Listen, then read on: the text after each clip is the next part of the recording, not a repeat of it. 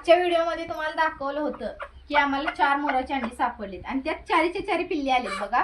तेव्हा 10 दिवसांनी आमच्यात ही पिल्ले आलेत आणि जवळजवळ 15 दिवसाचा जीव त्या अंड्यात होता आणि तो अंड खराब होणार होतं.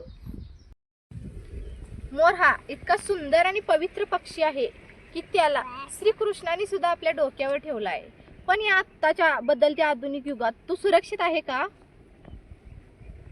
आपल्या देशाने तर त्याला राष्ट्रीय पक्षाची दर्जा देऊन त्याचे संरक्षण केले आहे. पण आपण त्याच देशाचे नागरिक म्हणून आपले कर्तव्य आहे की आपल्या परिसरातील मोर संरक्षण करणे खूप गरजेचे आहे.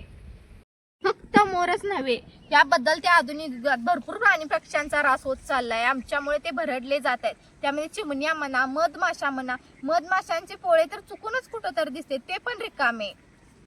आम्ही तरी आधुनिक युगातून बाहेर पडून निसर्गाशी नाळ जोडून जगण्याचा प्रयत्न करतोय. त्यातच खरं जगण्याचं सुख आहे असं आम्हाला तरी वाटतं. धन्यवाद.